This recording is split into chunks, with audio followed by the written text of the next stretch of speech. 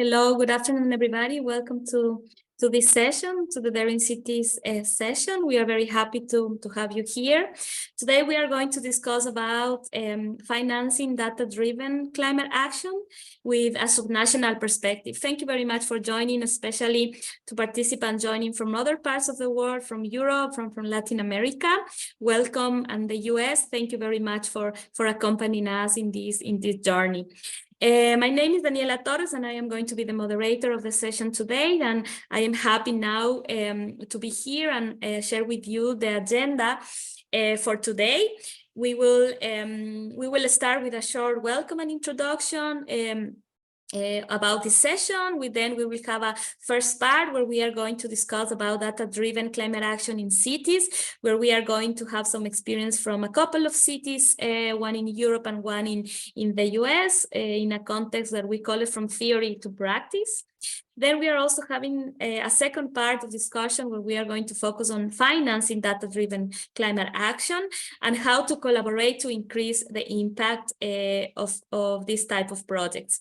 After that, we would like to have some time to discuss with you some questions and answers and discuss about the content of the session. And finally, we will do some reflections on how to upscale data-driven projects together.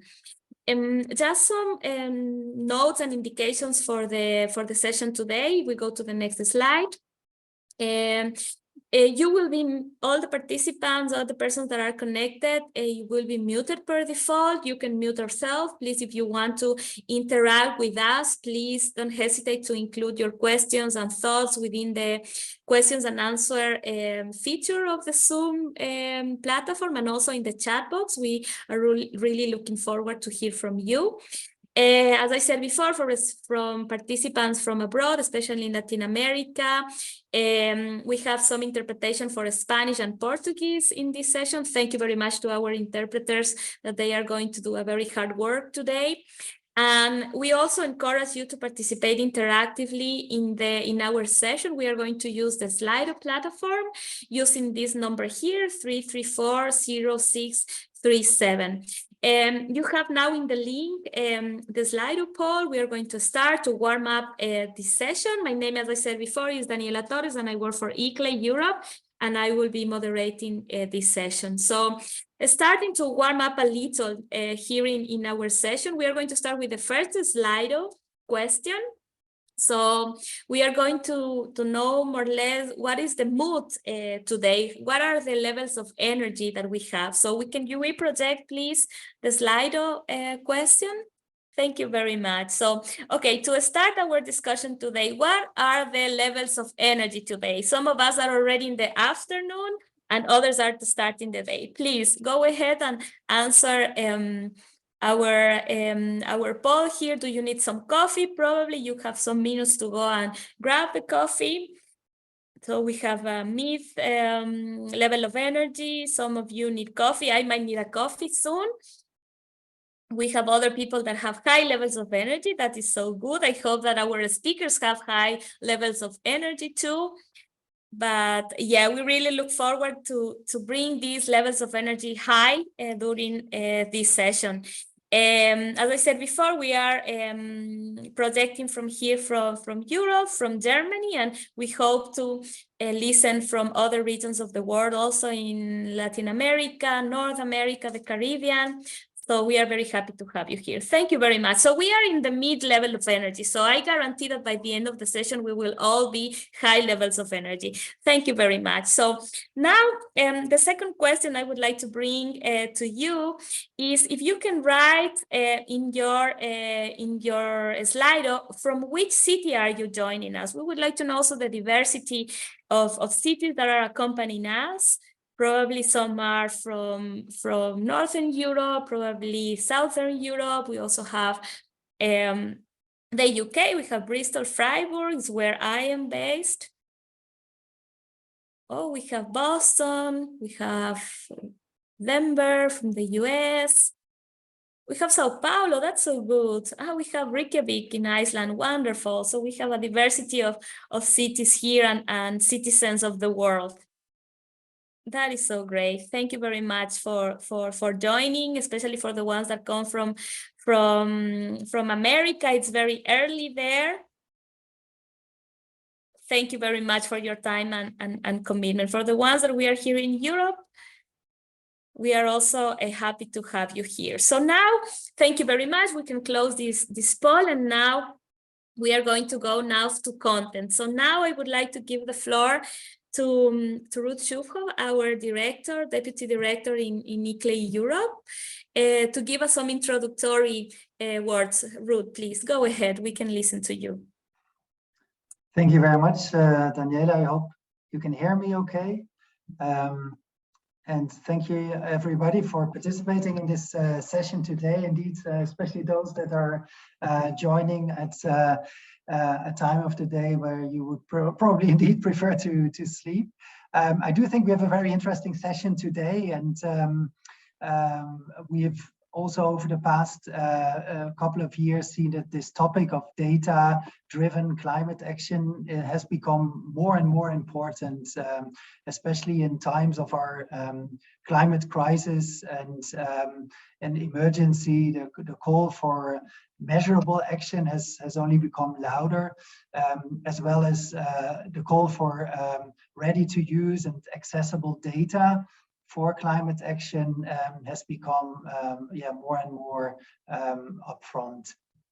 As a city network, we have organized various knowledge exchange opportunities over the past years, and now with our partner Google, we are also engaged in I would say two streams of work.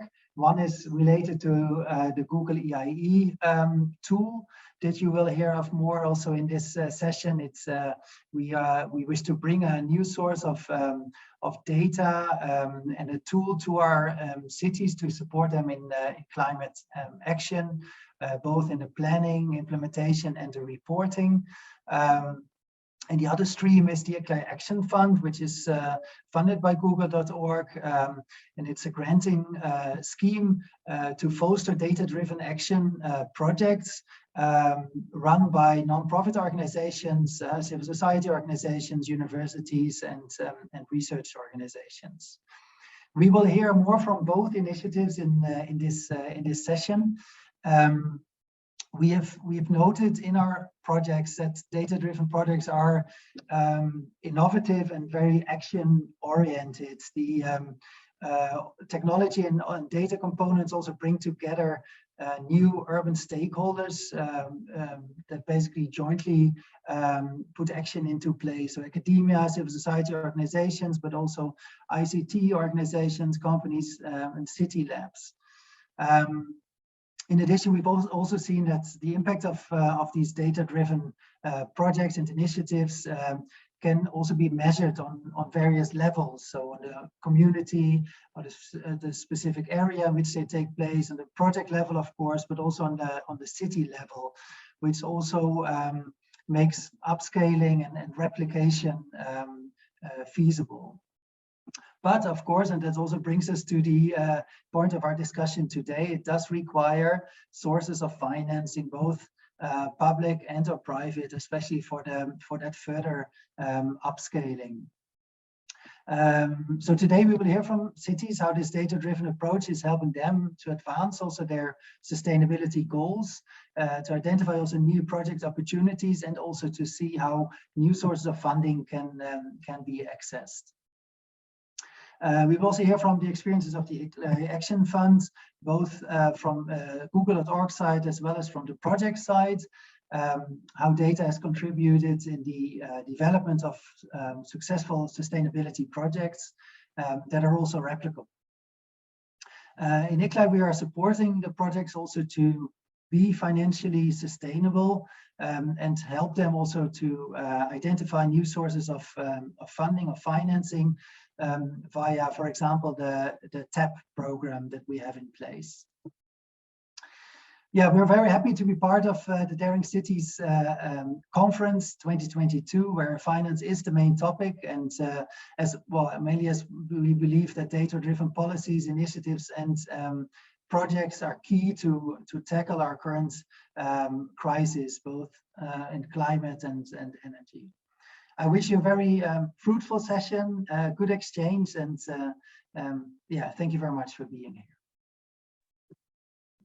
Thank you very much, Ruth, for this kind introduction. I think that you have touched a very important thing, that for the last 2 years we've been talking about data-driven action, climate projects, data streams, but we also have to bring into the discussion finance, how to finance these type of projects. So we are here to discuss these, and for that we are going to go to the second part of this session, where I would like to invite our panelists. They are all connected from all over the world. We have Hannah and Melissa from the US, Anna Williams from Google in the UK, and Kaglar Tukel from the Izmir Metropolitan Municipality in Turkey. So we are going to start the discussion. I would like to give the floor to Hannah, but before going to the content, I would like to launch another poll today. So again, to keep you energized for this discussion. So the next poll that we are going to have here, we have a very interesting question to you. So before going to the session, how relevant do you think data is to help cities to advance their climate action? How relevant do you think data is? Very relevant, not relevant? You are not so sure, so that's probably you join this session. Oh, everybody says that it's very relevant. That is very good. That is a very good insight. Thank you for sharing that. Perfect. Thank you for interacting. So now that we have seen that most of us think that data is relevant for cities to advance in their climate action journey, now we are going to go from the theory to practice. So now I would like to give the floor. Thank you very much for this poll. So now I would like to give the floor to my colleague Hannah Miller from ICLEI USA office. Hannah, please, the floor is yours. Hello, everyone. Thank you. So good afternoon, everyone. My name is Hannah Miller. I'm a program officer at ICLEI USA, and today I'm going to introduce some US cities' use of EIE and highlight one of our great member cities who's doing extraordinary work. So next slide, please. Cities all across the world are using EIE data as an informative tool in climate action planning. Some US cities are going above and beyond to integrate Google EIE data into their climate action planning. And some of these cities are Sioux Falls, South Dakota, Royal Oak, Michigan, and Englewood, Colorado. Each of these cities have or are in the process of completing various projects that use EIE data. Sioux Falls has completed a wedge analysis that uses data from their greenhouse gas inventory that highlights high impact actions where they can focus their efforts. Royal Oak, Michigan has made a robust climate action plan that highlights their use of EIE data and proposes policies and programs that were informed by these data. Lastly, Englewood, Colorado is going the next mile and using EIE high-resolution tree canopy data as support in an urban forestry plan and on-road transportation data that highlighted the need to make an EV plan and support EV uptake within the community. Next slide, please. ICLEI USA has been working on an update to our US Community Protocol, which historically had been a document strictly for mitigation and greenhouse gas inventory guidance. With our update, we are creating a sustainability suite of documents that include guidance for equity and adaptation. We now have those first step guides for both equity and adaptation available now. Our goal of this update is to encourage holistic sustainability planning and to encourage US cities to engage their communities through stakeholder engagement to address equity and adaptation strategies.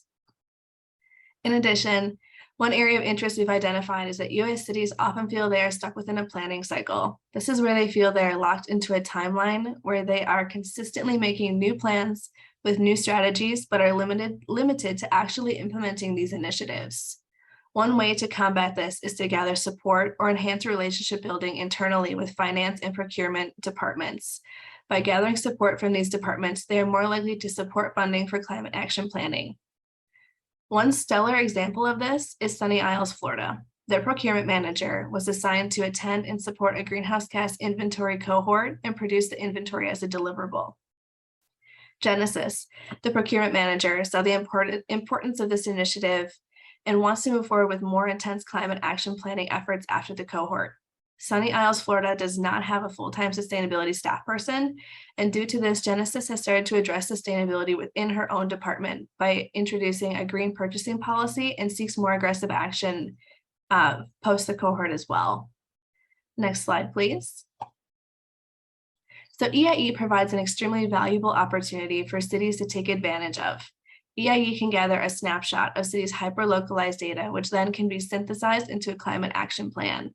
These data from Google can inform and support policies and programs for implementation, as well as provide the needed data to encourage internal departments to finance sustainability initiatives proposed within the climate action plan. Some key elements to highlight is gathering support from procurement and finance departments is proving to be crucial to implementation success. And second, ensuring you are using data-driven decision-making in aspects of climate action planning is really going to propel you forward to implementation success. Next slide, please.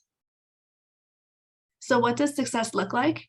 Englewood, Colorado is using EIE to inform and implement data-driven decisions.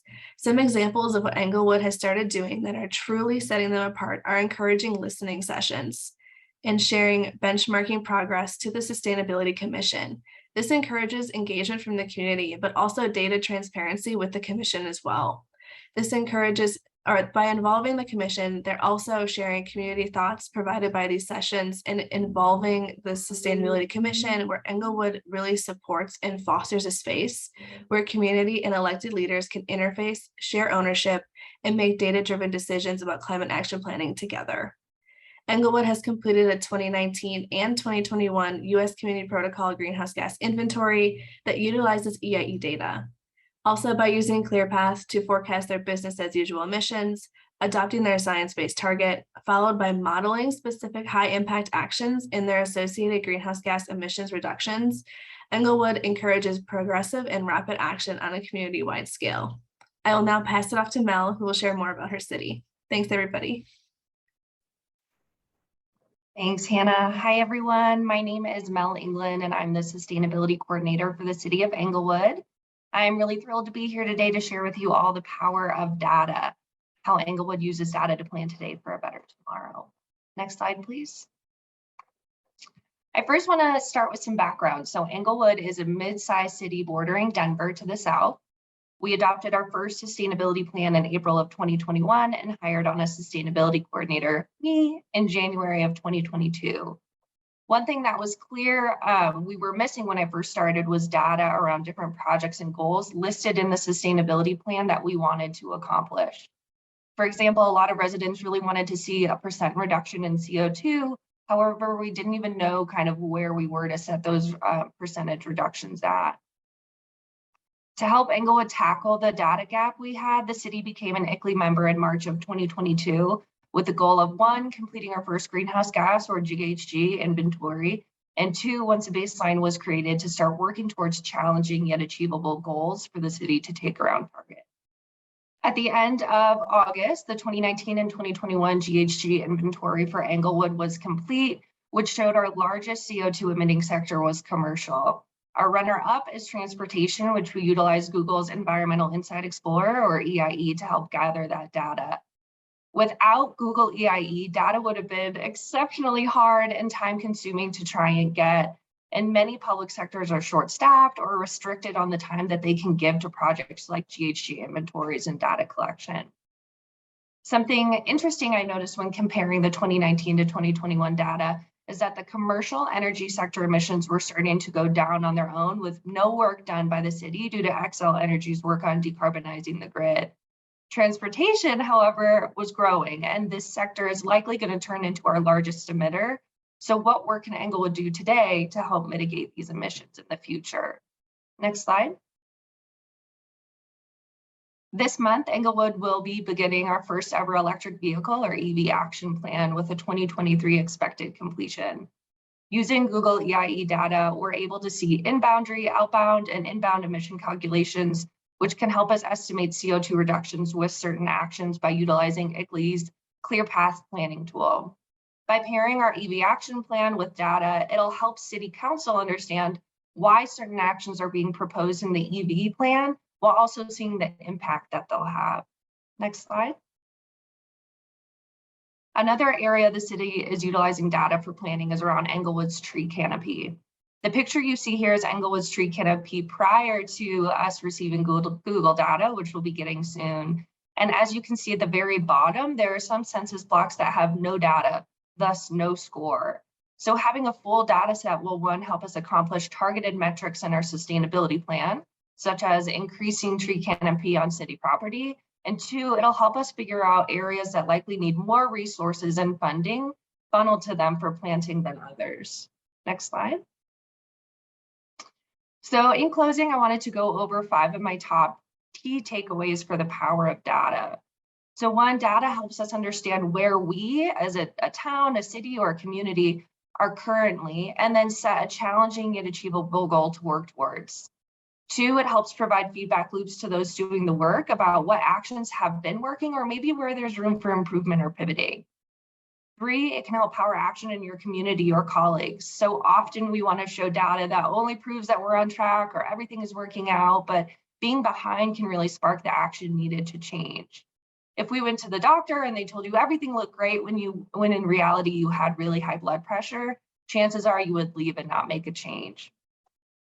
Next, data is a powerful funding mechanism. You can use data for funding in 2 ways, really. 1, show the need. For example, show the data that your community is ranked one of the top 10 worst cities for air pollution, which is why you need the grant funding dollars for X project the most.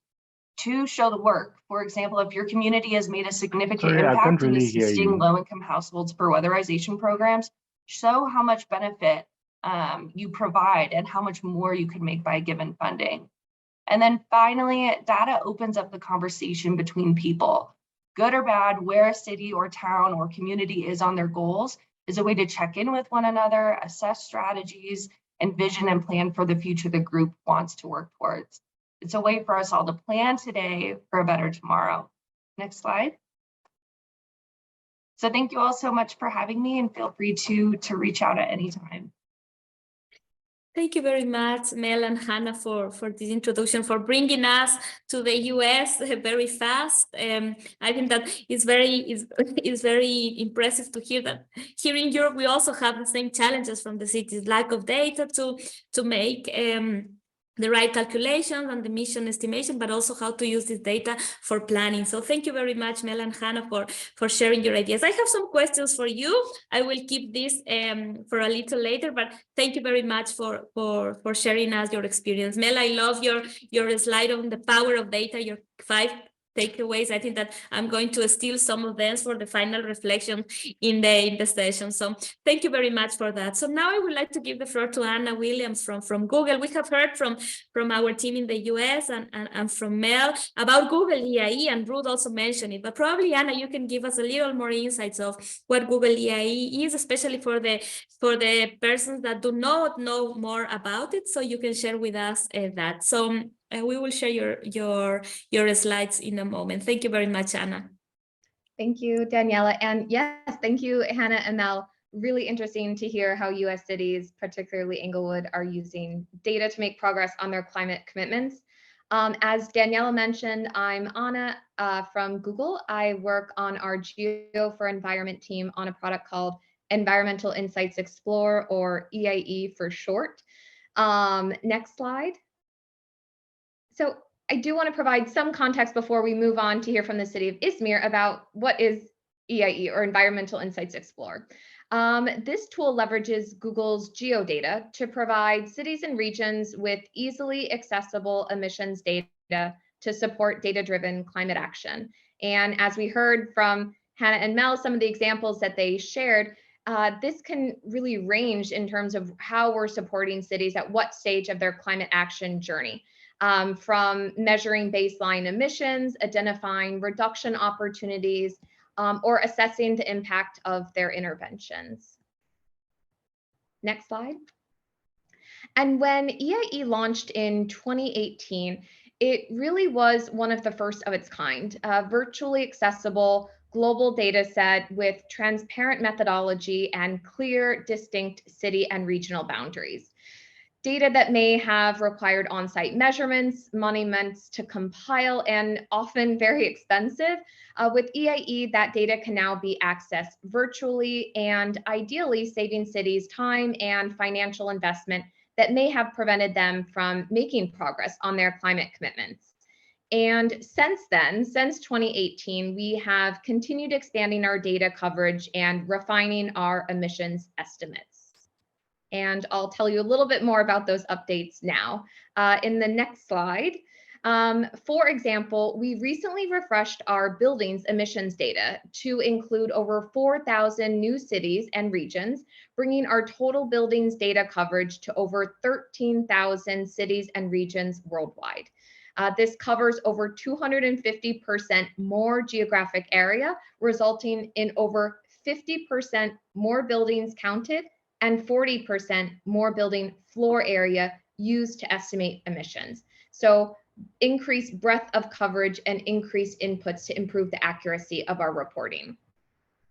And on the next slide, earlier this year, we released our 2021 transportation emissions data to over 40,000 cities and regions.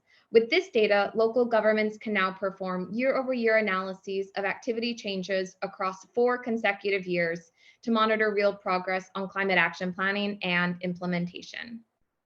And on the next slide, finally, in addition to the core data that we provide in EIE, which is transportation and building emissions and solar potential data, we'll also be rolling out tree canopy data to select cities soon, with a broader rollout following this. And as we heard from the city of Englewood, with this data, cities can measure and view their current tree canopy alongside corresponding population density data and heat temperature, helping the city plan future tree planting projects. With that, hopefully helpful context, I will pass it off, I believe, to Çağlar from the city of Izmir. Perfect. Thank you very much, Anna, for this fast introduction to Google EIE. We have put in the chat also the person that would like to have more information about it. You can explore the tool and, of course, contact us if you are a city and you would like to have further access on Google EIE. Çağlar, please, floor is yours. Thank you for joining us. Thank you very much. I hope I'm clear now. Okay? Yes, all perfect. Great. Thank you very much. Greetings to everyone from Izmir, from a lovely, not so hot, not so cold, beautiful autumn day. My name is Çağlar Tükel. I work as an engineer at the Directorate of Climate Change and Clean Energy at Izmir Metropolitan Municipality. First of all, it's such an honor and privilege to speak in this great event and to be among such a distinctive group of experts, colleagues, and friends. Today, I'll give a quick overview of Izmir's stance on climate change and share some data-centric approaches from the municipality with this special focus on the mobility. Before we begin, let me provide you with some background information on the city of Izmir.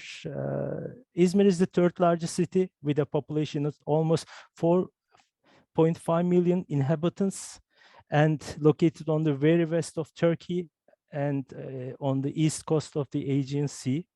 Metropolitan areas, provincial borders have progressively grown over time. In 2014, municipality borders were expanded to provincial borders to cover 200 kilometers west to east and 107 kilometers from north to south. So it is a large city in terms of both area and population, covering a surface area of 12,000 square kilometers. So as a result, it's incredibly challenging for a metropolitan municipality to provide and manage public and municipal services across large urban and rural areas. Industry, agriculture, and tourism are the main economic drivers in Izmir. To set the scene, let me talk about where we are in terms of climate plans. Izmir has long been a leading and forward-thinking city in the fight against climate change. In 2016, Izmir prepared the Sustainable Energy Action Plan, and 2020, based on a new commitment to reduce carbon emissions by 40%, Izmir prepared the Sustainable Energy and Climate Action Plan in accordance with the Covenant of Mayors 2030 targets. Along with CCAP, Izmir also finished Green City Action Plan as the first city in Turkey as a part of the Green City program proposed by EBRD. So both plans are in line with the Izmir Metropolitan Municipality's strategic plan, which is also based on United Nations Sustainable Development Goals. Last year, as a part of Cities Race to Zero campaign, Izmir committed to become a net zero carbon city by 2050 with a municipal council decision. And finally, I must say, this commitment has recently been challenged by the European Commission's decision to select Izmir as one of the 112 climate neutral cities to make the city carbon free and resilient by the 2030. So at the moment, Izmir Green City Action Plan and Sustainable Energy Climate Action Plan are the major plans to pave the way towards 2030 climate goals. So we decided to manage and monitor these actions within the plans together. So there are 61 actions in 11 sectors, which are the buildings, energy, transportation, waste management, water management, land use, environmental and biodiversity, agricultural, forestry, health, tourism, and governance. So today I will just talking about the transport part, but there are a lot of diverse areas to work in. So it's quite challenging to pursue climate change actions over a broad domain. This is to say that data collection and analysis is the key to monitor and manage over these broad sectors. Transport is the third biggest source with 23% of share, which corresponds 5.7 million tons of carbon dioxide. So in CCAP, there is 6 actions defined. As these actions are mainly sustainable transport practices, such as increasing public transport, biking and walking share, low emissions and electric vehicles, smart traffic systems, eco-driving practices. Izmir has also started to prepare sustainable urban mobility plan, which is called SUMP. So we believe that SUMP will play an important role in paving the road to become a climate neutral city by 2030 in the transport and mobility area. So transport, what we call mobility these days, is one of the major topics to deal with as a local government. From our experience at the municipality, basically we can talk about 3 layers. There is a municipal operations, services, and routines layer. There are many municipal departments which provide public services to people of the city. So 3 examples related to departments which provide public services to people. 3 examples here: smart traffic system, municipal bus and e-bus system, and bike share. So I will elaborate on bus system in the later slides. There is also an information technologies layer where digital strategies and services are defined. So in Izmir, smart city strategy, for example, which is supported by World Bank, transition to a new mobility future is one of 7 potentially strong and deeply interconnected teams. We have open data portal, so some of the municipal and citywide data is open to public. So anyone can download and work on this. There is also important external data sources like Google EIE, which has a potential to provide very precious insight about current city mobility outlook.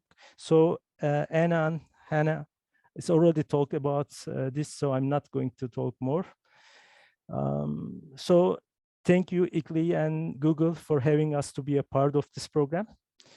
And finally, there are departments which are responsible for making strategic and masters and action plans. So every activity in every layer has potential to generate data, and when they are combined harmoniously, they can provide important input into the new projects and operations and services. So finance, where is finance? Finance cross-cuts all these layers. These layers are usually all separated and work independently most of the time. Usually there is limited data sharing in between, but I believe this might change, and every department should share insights and learn from each other, and data is a medium to do that.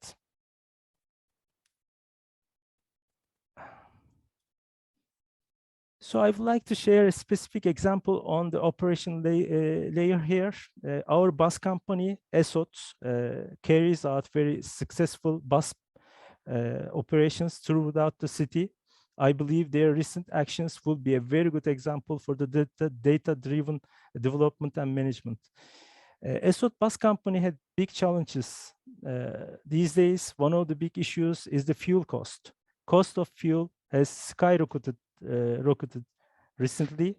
Public transport through buses is encouraged, but managing an effective public transport system over a large area, as I mentioned in my previous slides, become very costly.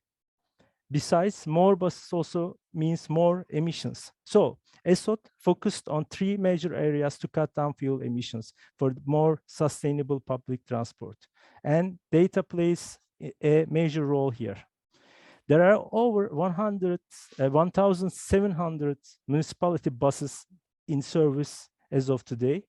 Although electrification and e-buses are the future, unfortunately, it will not happen overnight since the cost of electrification is very high.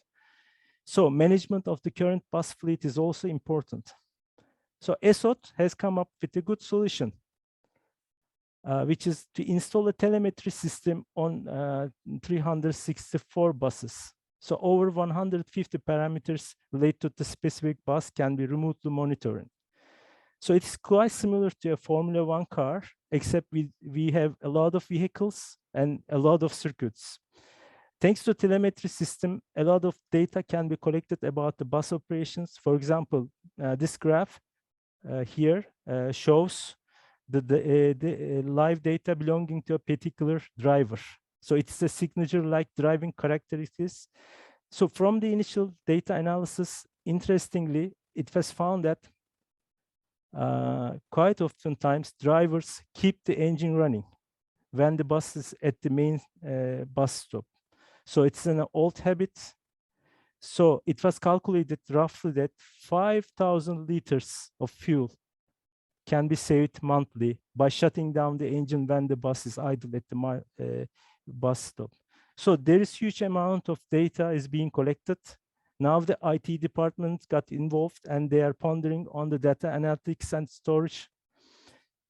Once the data is analyzed well, it is possible to control the buses remotely. For instance, they will be able to shut down the engine while idling for a long time, or send a warning to a driver to force them for a behavioral change.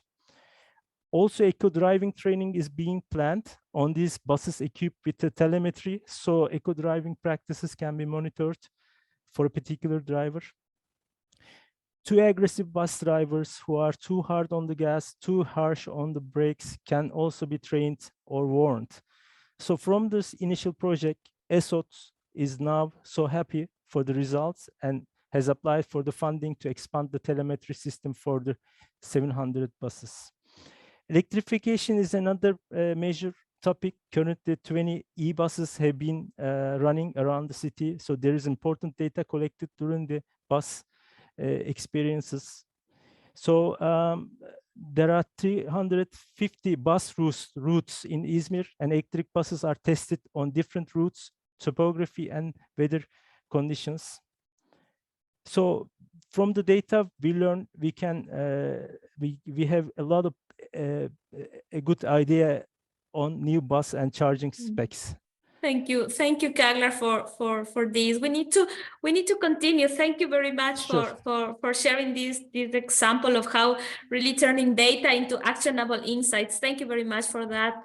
Thank you for sharing this. So now we are going to close this part of the session, and I have several questions for our panelists, especially to Mel and Hannah, because you mentioned that you've been working on this data-driven approach, but my question is, how this is unlocking new sources of finance. For example, Mel, have you managed, or Hannah, to bring new sources of finance with this data-driven approach in the city of Englewood?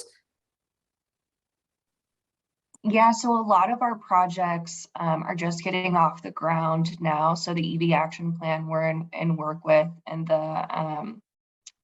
the greenhouse gas inventory we just completed. But as far as the electric vehicle, I know a lot of grants are really asking for you to quantify what impact you'll make with that funding.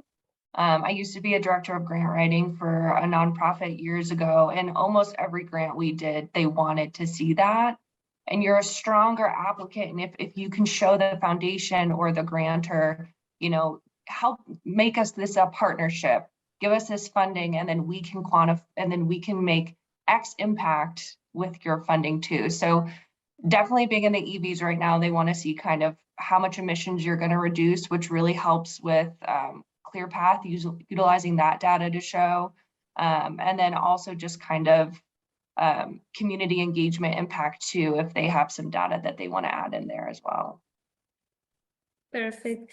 Thank you, Mel. And I don't know also, Hannah, from your experience working with Englewood and other cities, how cities handle this new source of data? Because at the end, Google AI is a new source of data. Which departments are involved to make the most use of this data? Yes, so absolutely. As we are working with other cities across the US, we do see the new integration of EIE. Sometimes a lot of cities are like, oh my goodness, this is amazing. Like, this is too good to be true. A lot of times I get that when I'm able to provide that transportation data for their greenhouse gas inventories and or support any other plans that they are working on. It is pretty rare. Like I said, a lot of US cities are stuck in a planning cycle right now, but we're trying to push more of like sustainability departments to incorporate procurement and finance, like I mentioned with Sunny Isles, Florida.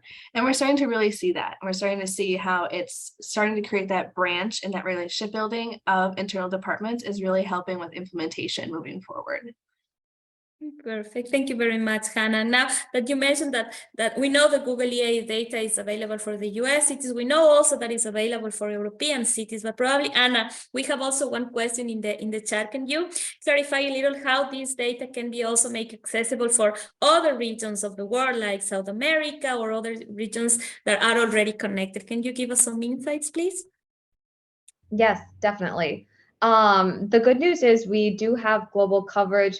That includes data for over 4,000 cities and regions in South America, over 6,000 cities and regions in Africa, and over 17,000 cities and regions in Asia. So a truly global data set. And as I mentioned before, we are continuously striving to expand that coverage and also improve the data that we are providing. So it is absolutely available to cities around the world. I think one thing I will note is that providing the data and making the data accessible is really a first step, where partners such as ICLEI really provide a lot of value is providing that local context. So working with ICLEI Europe, working with ICLEI US to ensure that our data truly has that local relevancy and is taking into account any nuances from the region. So right now we are working also with ICLEI Africa to make sure we're really looking at the ground truth data, comparing that to our data and making sure it's as accurate and valuable as possible. So providing data is available, and we continue to work with partners on the ground to improve, and cities directly. I think, working directly with the city of Izmir, for example, to really validate our data against ground truth data and continuously improve the accuracy of it. Perfect. Thank you very much. And just to close, Chaglar, one very quick question and with a quick answer, please. Which expertise do you need in the city to work with data? I mean, with the Google AI data or other sources of data? Do you think that the climate department is available to interpret all amount of data? How do you work, please? Yeah, as I mentioned before in my presentation, I think one of the important thing is data literacy. So meaning that to understand and share common knowledge across all different departments. So it is very important. So it is like it's a new thing, but Once we have the data and we will have a better understanding of the problems and challenges, then we will have a better decision making, more intelligent, more smart decision making. Then we will have good projects. Then finance will come later, I believe. Perfect. Thank you very much, Chaglar. Wonderful first part of the discussion. I really thank to Mel, Hannah, Anna, and Chaglar for sharing your insights and giving some reflections already. At the end, we are going to have another question and answer session, so be prepared also for some more questions. So now we are going to close this first part, and now, because we have heard now from the city perspective, how data-driven action can really help the city. But now we are going to another level of talking about data-driven action, which is other stakeholders that are not cities. And this is a very interesting approach we wanted to have now. So I would like to now open the Slido again. Please, everybody, please be more motivated in our session.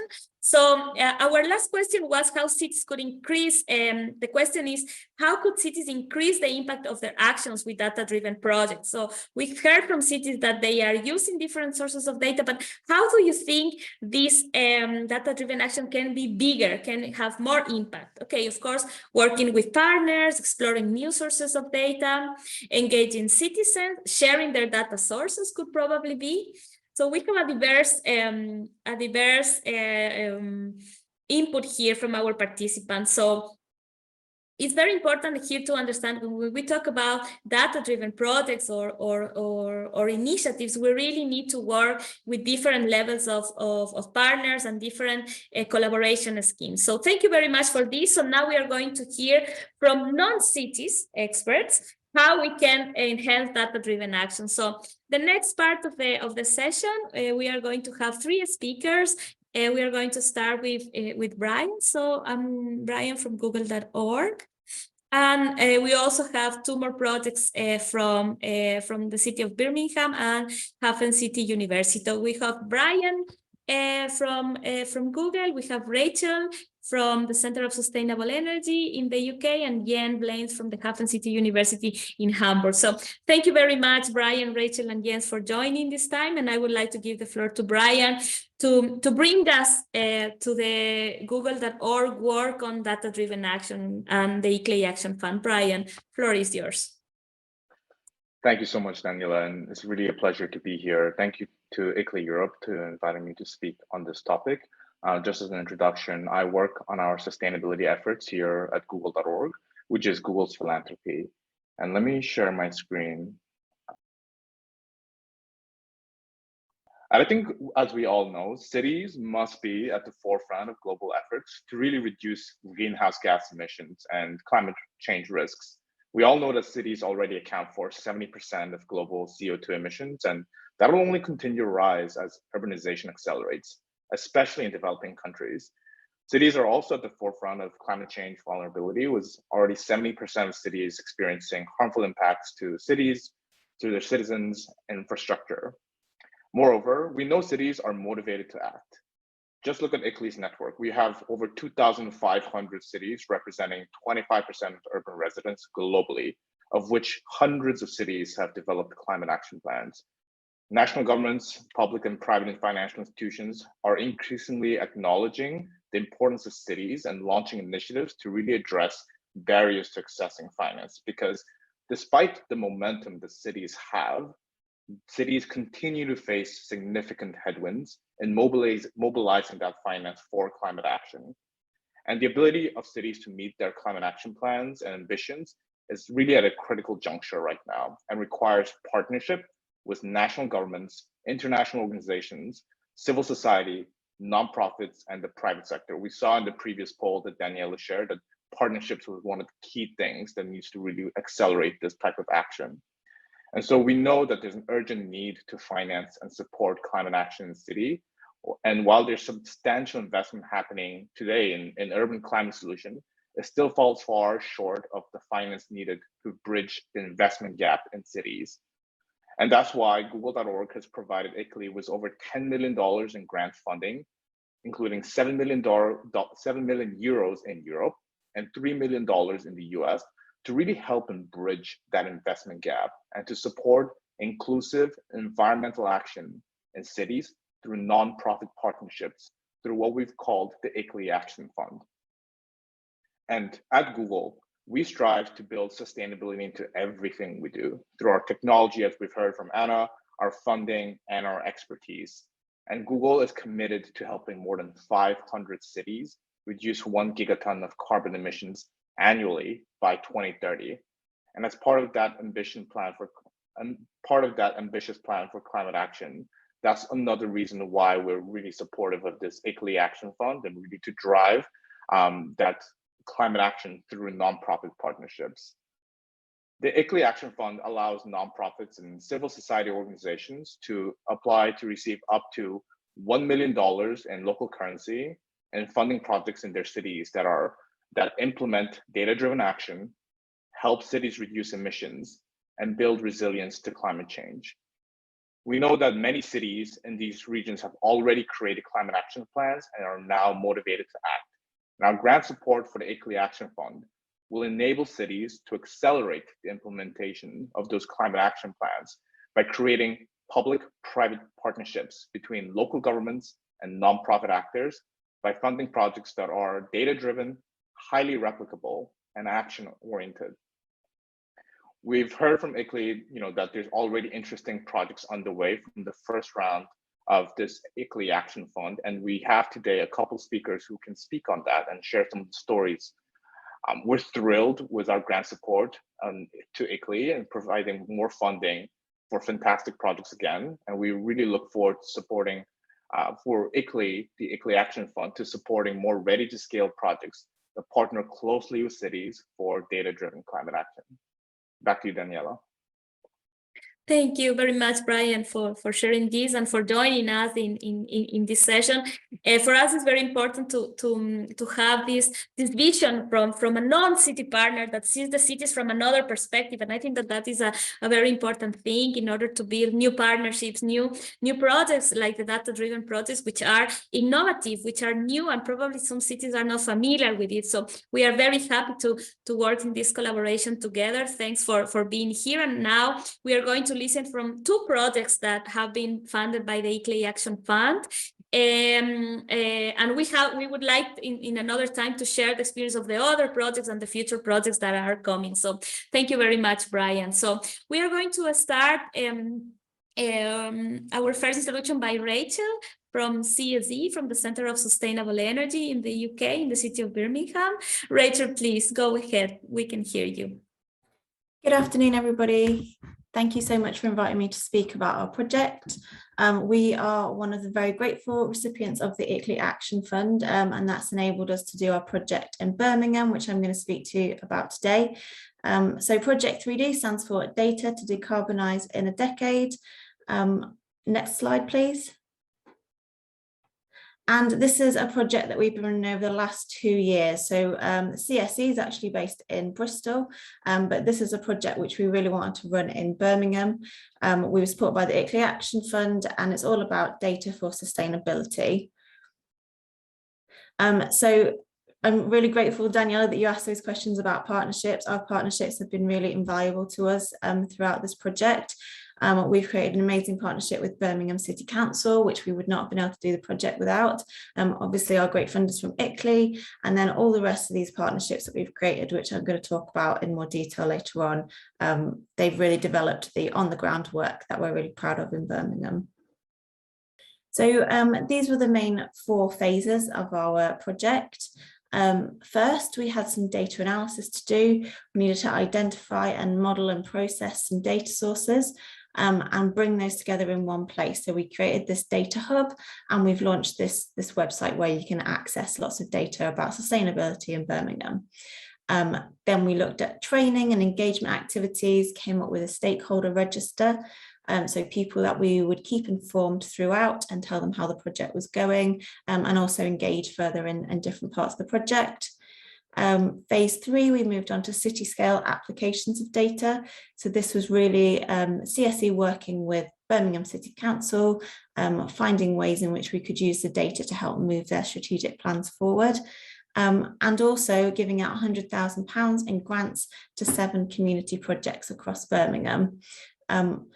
We're now in phase 4, so those projects have ended and we're starting to look at feedback and data collection, our evaluation and obviously our dissemination like today. So this is a quick look at the hub. So obviously it's a website, there's lots of data sets available on there. There's about 50 data sets in total on there at the moment.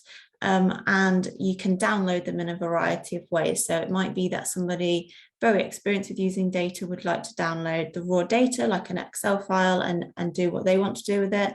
And it might be that somebody else less experienced, but who wants to just sort of visualize the data can access it using bars and charts and maps like the ones you can see on the screen. So we've really tried to make this a place where people can access data in lots of different formats and suitable for lots of different types of people doing different types of projects. So the citywide applications of data, this is what we've worked on with Birmingham City Council.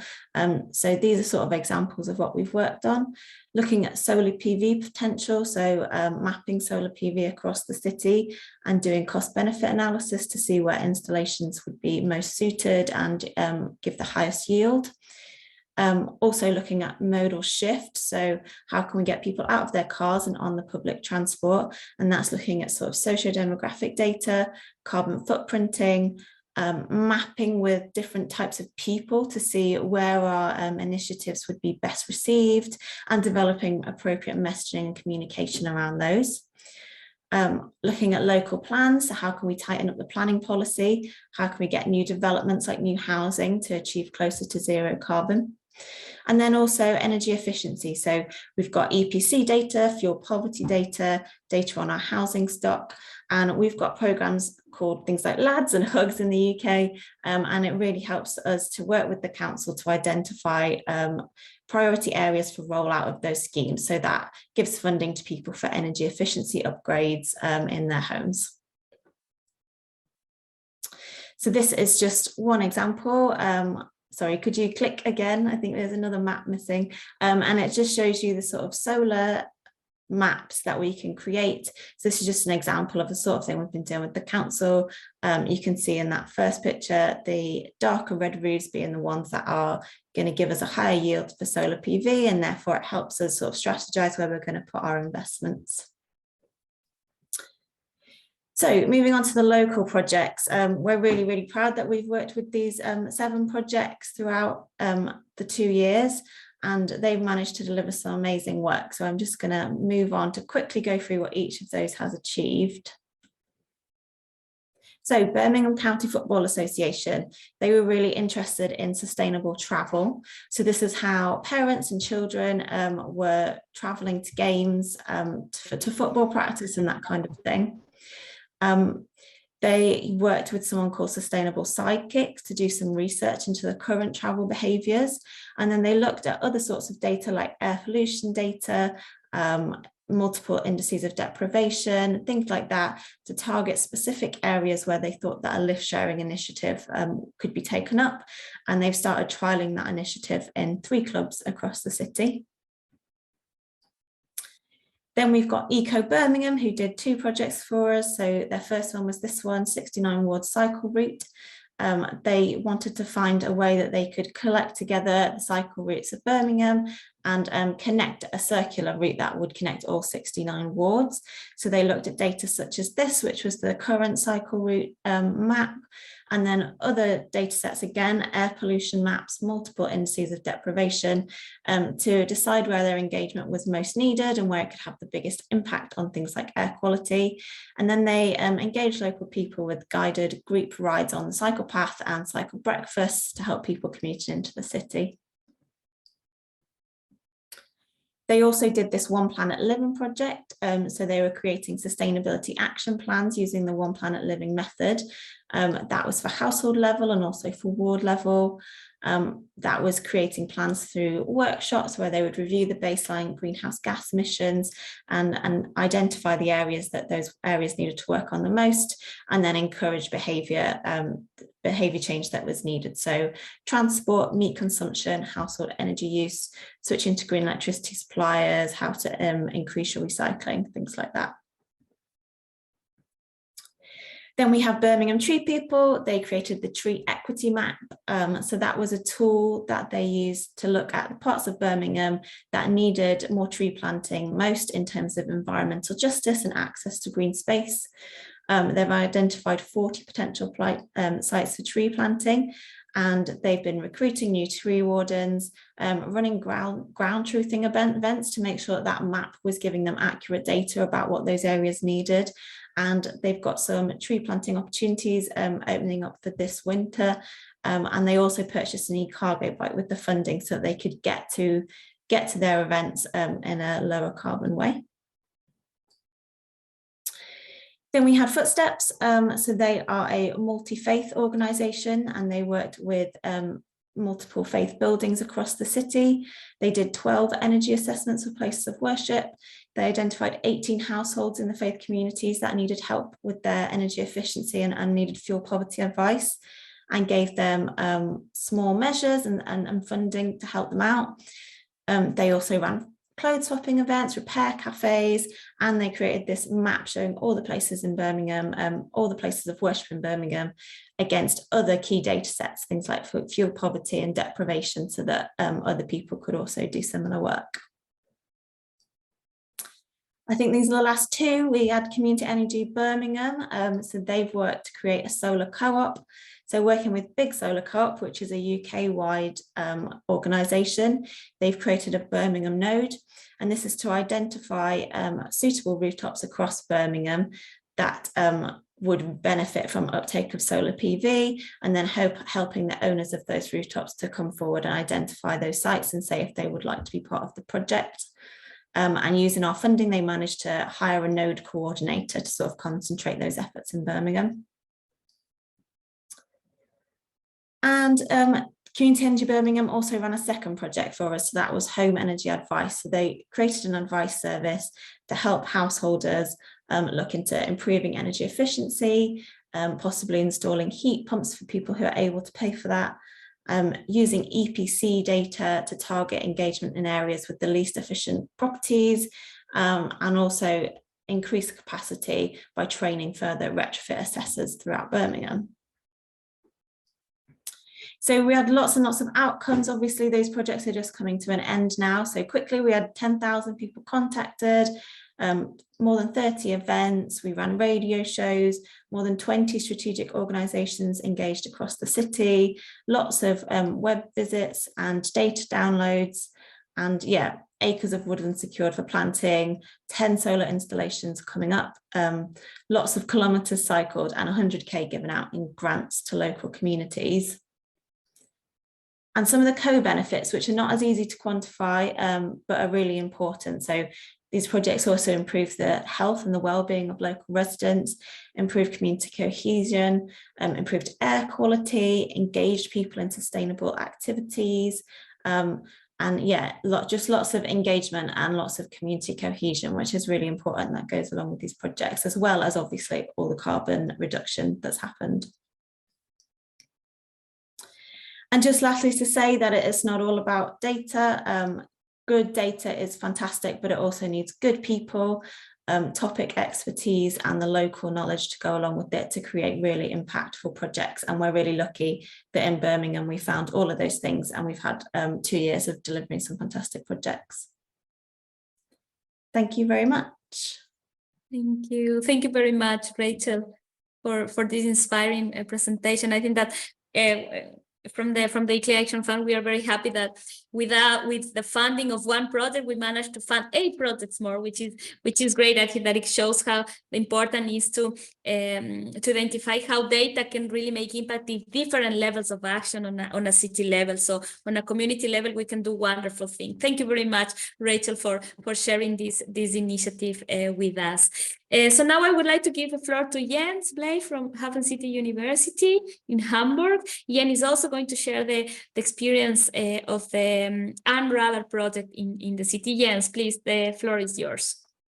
Thank you very much, Daniela. Pleasure to be in this group again. And we come from a position where we say urban experimentation is absolutely crucial for building resilience in a community and a city. And that being said, where do we create a most impact is if we find identify urban test beds that are best suited for very specific scenarios. And with NRADAR, funded by the ICLEI Action Fund, this is what we are targeting in our project by prototyping a system that is transferable to other cities as well. So a bit of the context, through a partnership between Hamburg and Melbourne, so really opposite the antipodes, I should say, on this planet, we looked at what are tangible experiences for stakeholders to really understand and engage in sustainability and climate mitigation action, and prototyping different kinds of solutions that might be temporary and then be turned into permanence is one way of doing it. But again, said, you have to find the perfect environment for that, both in Melbourne and in Hamburg. And so one of the scenarios is, and this leads to kind of the financing scenario as well, is if you have a call like the European Bauhaus calling for pilot regions, the city of Hamburg, by the way, 1.8 million people, 7 districts. So each of our districts is larger than many, many mid-sized and smaller cities in Europe, so 200,000 plus.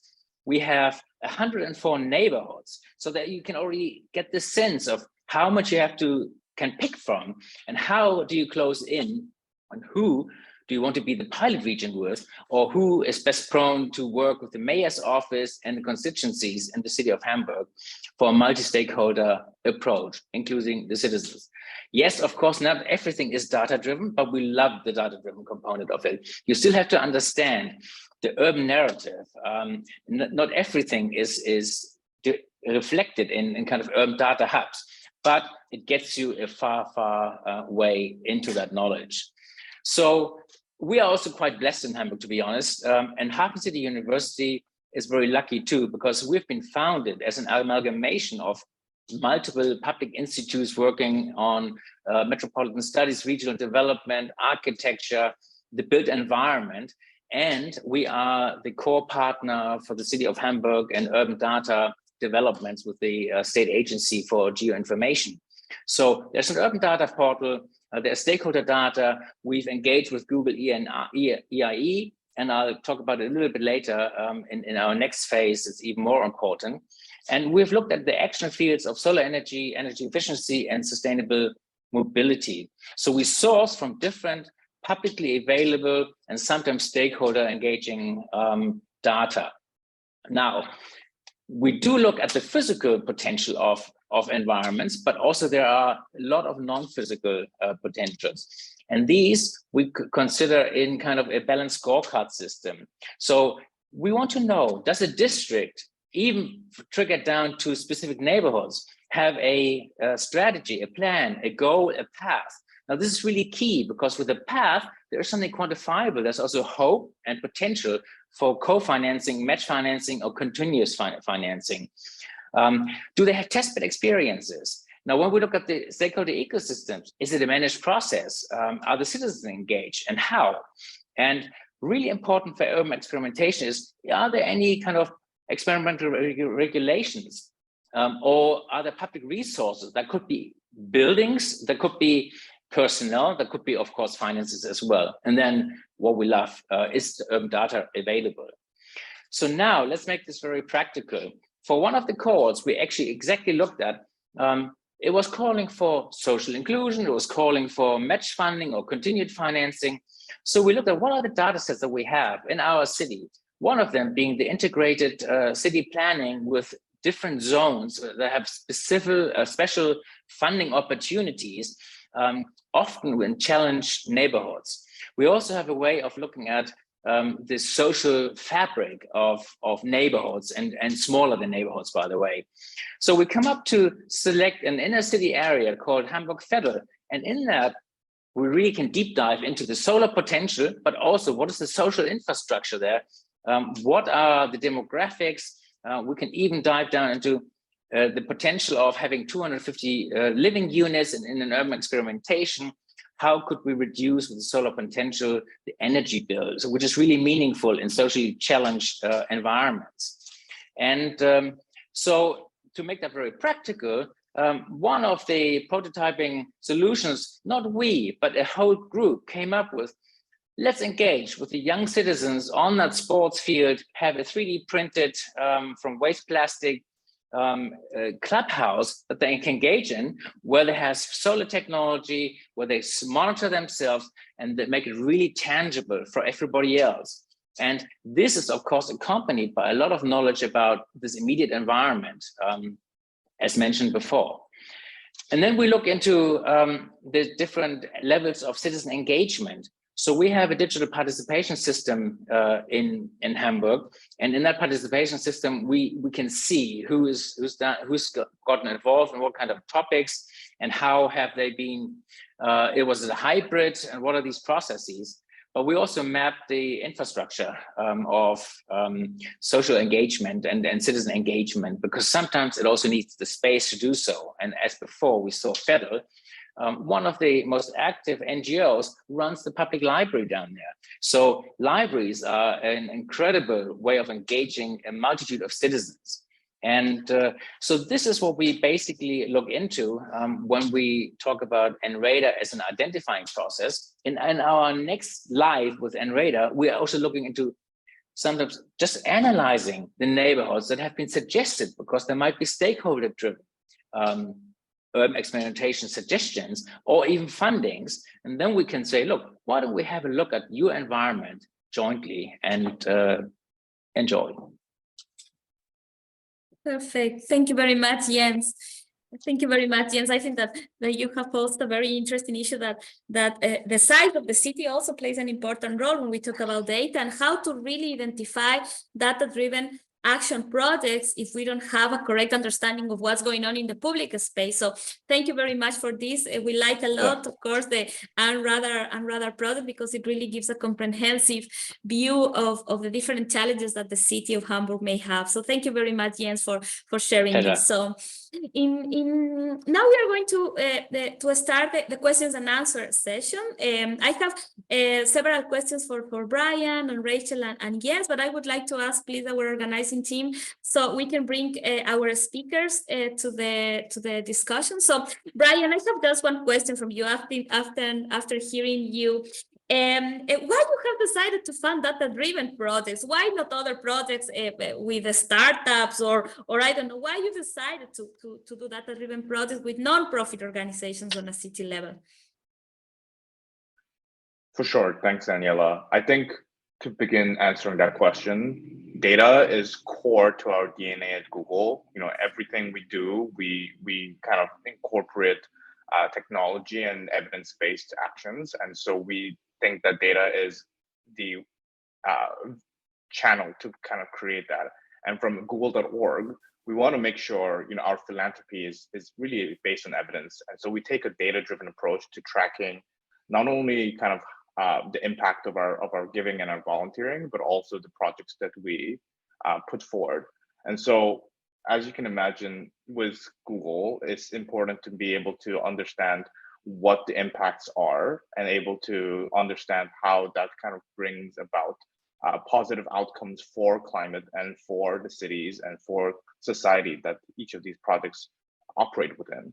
And so that's really why we've taken more of a data-driven approach. And that's kind of the thesis behind the ICLEI Action Fund, is being able to show a little bit more of that impact, whether it's through quantitative or qualitative impact, or impact stories. And I know Mel, one of the fellow panelists, have mentioned how important it is to show kind of those types of impact stories. And that's kind of, and that can only be more robust through a data-driven approach that is able to kind of really bring the quantitative aspect of those pieces. Perfect. Thank you very much, Brian, because you have brought to the discussion several times. I heard the impact part. I think that is very important. And when we talk about data-driven part, is also joined with the impact. How do we assess the impact of these different type of projects? Thank you very much, Brian. Rachel, I have one question from you, and probably the other people in the panel have the same questions, because you mentioned that the community projects have started to work. How are you helping them to make them grow? Because we know that the funding of the ICLEI Action Fund is going to end at some point, but what is coming next? How are you helping the projects to improve, to grow, and to upscale? Yeah, thank you. So first of all, we've tried to help them create partnerships within the city of Birmingham.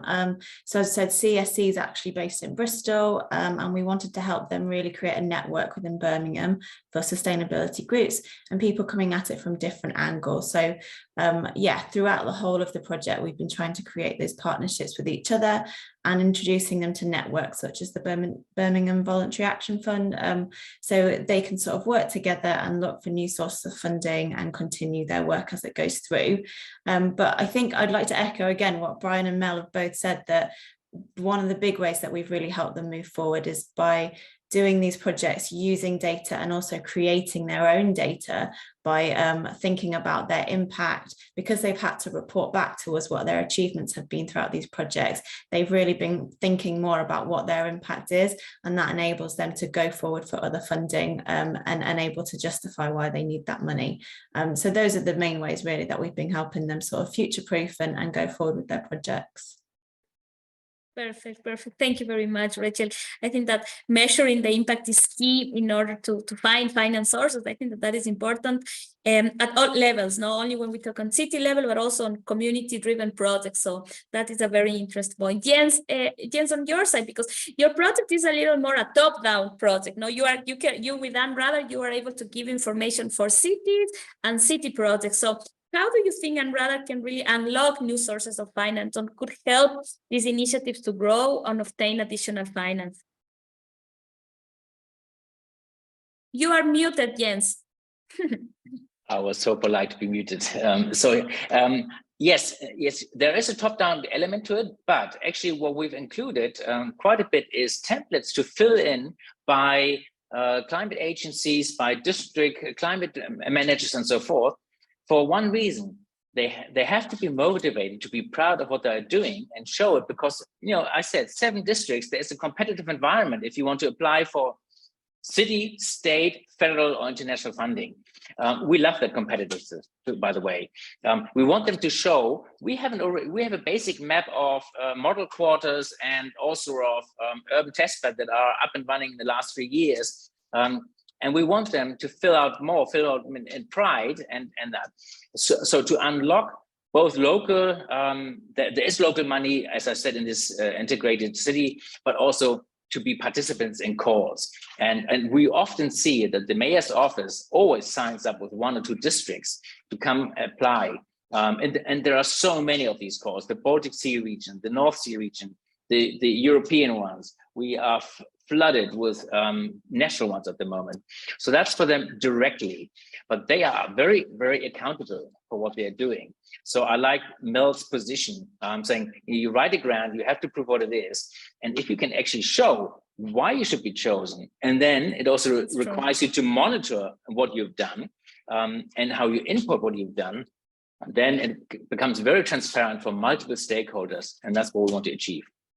Perfect, perfect. Thank you, Jens. You talked the issue about monitoring. I think that is a very important point. And when we talk about data, of course, we have the monitoring word in our mind. So I would like also to reflect some of the questions that we have in the chat, especially for Mel, probably Mel, that also gives some insights on the work on the city level. We have one reflection in the chat saying that sometimes there's a need of a willingness from the city's administration to understand the data sources, why we are changing and use new data sources. So on your experience, Mel, from a city perspective, how we can increase the willingness or the interest of cities administration in these type of projects or initiatives? So how can we encourage city administration to want to do data? Yes. Yes. Okay. For me, one of the biggest things is the feedback loops to really see if the work that we're doing is actually working or not, and that data can really speak volumes. So if we're getting feedback loops saying tracking our greenhouse gas inventory, and we're seeing that, transportation, we're putting a lot of money into trying to reduce our greenhouse gas and transportation, but the data is showing that it's growing and nothing's working, that's when we can go back to the drawing board and say, hey, we clearly need to have a new plan. And I think that's the biggest strength that data can have for city administration, especially because city administrations a lot of times can be short-staffed. So we want to make sure that the work we're doing is the most impactful, the most efficient, and we can't know that without getting that kind of those sensors and that feedback. Perfect. Man, I think that the issue of feedback rounds again brings the importance of having the right KPIs in order to assess the performance of the different projects. So I would now ask to Brian, because at the end, Brian, which kind of metrics do you use from an external perspective, like a funder perspective? Which kind of indicators or KPIs do you use to really assess the impact of these type of projects, these data-driven projects? For sure. Thanks, Daniela. And just to one thought on Nell's last point, I really do think the investment gap in cities is really a policy gap. So really great to see, how we can encourage policymakers to help drive more action and financing into this. I think in terms of, Daniela, your questions on kind of like what metrics we use to really understand the impact of our projects. As I mentioned, data core to DNA at Google as being a tech company makes a lot of sense. I'm just going to put it in the context of one of our programs called the Google.org Impact Challenge. And through that program, we really must assess project sustainability and track 3 different metrics that we think are indicate success for a project. The first one is additional funding. We're interested in learning how our grant support can be catalytic for the organization and lead into more funding opportunities. One really interesting statistic we have through this program is that for every $1 funding received through the Google.org Impact Challenge for our grantees, they're able to secure an additional $1 or something, which means they're able to directly attribute it to their participation in the challenge to find more ways to grow and expand and scale the operations and the impact that they're having.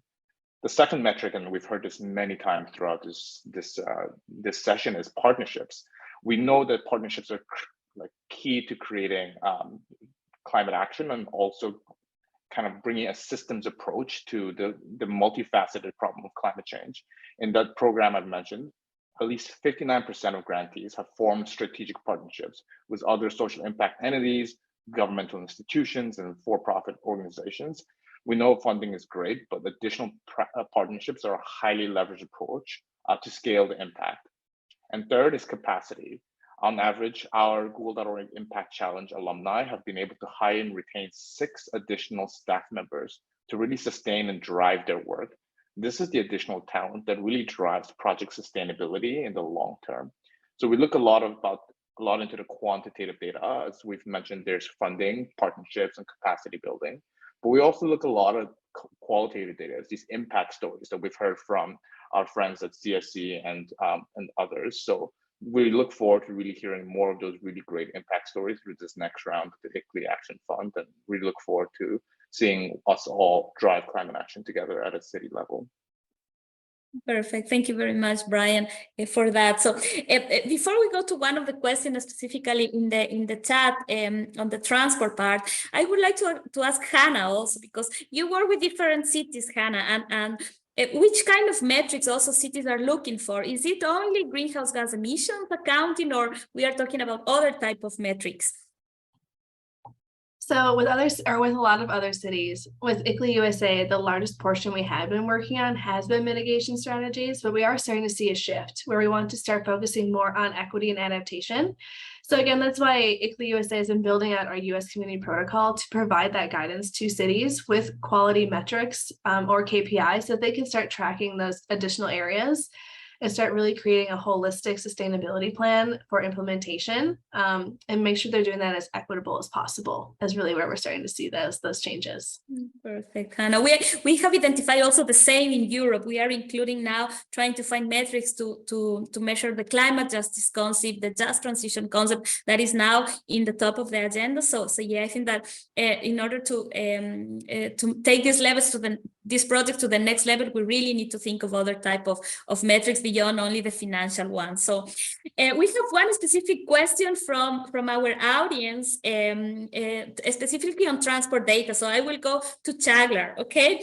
Chaglar, so Mr. Romano is saying that sometimes in most cities in developing countries, the transport data does not belong to the public sector, it's on private hands. So in your experience in Izmir, how you handle this source of data? Can we just give a brief reflection on this? Sure.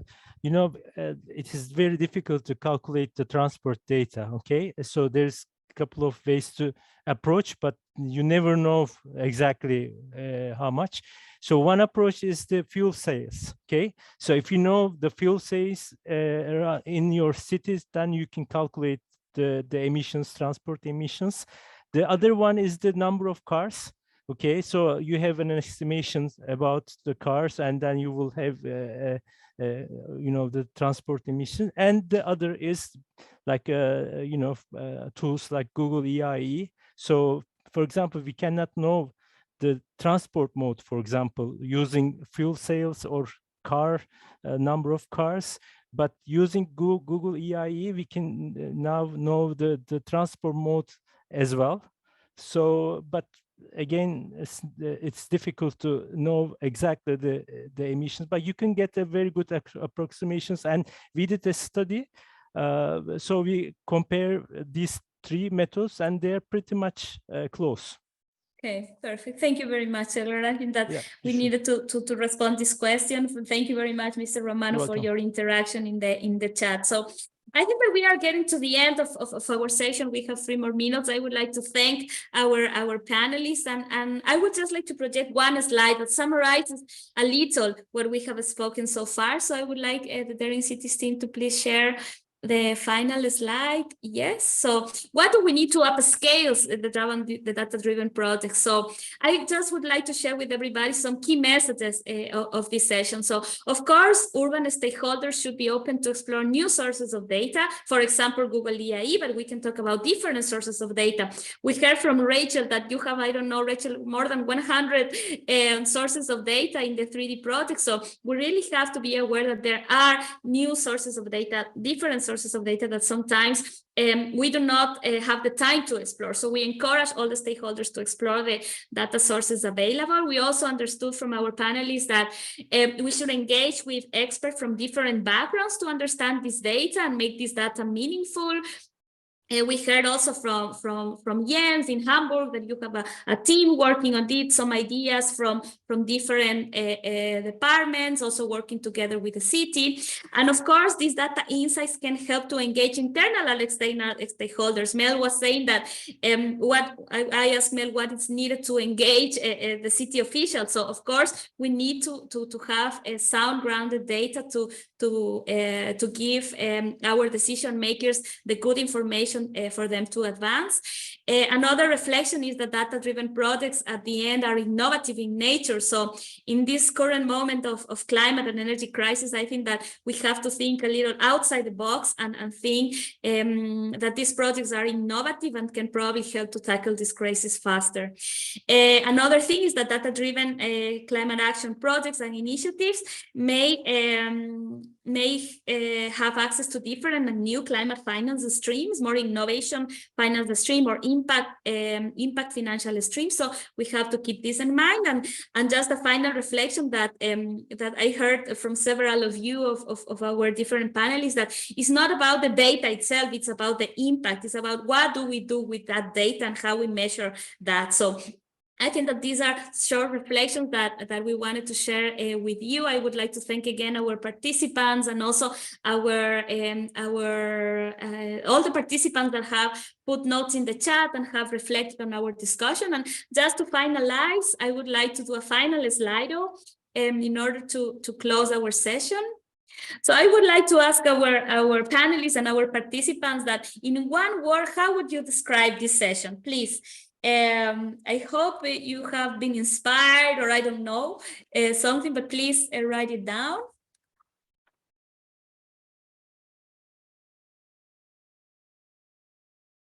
Informative, insightful, inspired. That's very good. Informative, insightful, technical. Well, we try to be not so technical, but hopefully we cover both things. The technical and more the soft information that we wanted to give you. Confirming, that is so nice. Perfect. Thank you very much. I wish we can have more time to continue putting more words and to define our session. for me, it has been very pleasant to be in this session, and also have made me very happy to see that there are different initiatives across the globe that we can share today in this Daring Cities conference. Thank you very much. So we really hope that this session has been inspiring, informative, and of course, please count on ICLEI and the different partners that have been connected today, so we can give you more information about what we have talked today. Thank you very much. I think we can close the session. Again, I would like to thank our panelists that have joined today. And I think that it's time to close our session just on time. Please, we encourage also to follow the other sessions in Daring Cities, and looking forward to being in contact with you. Thank you very much.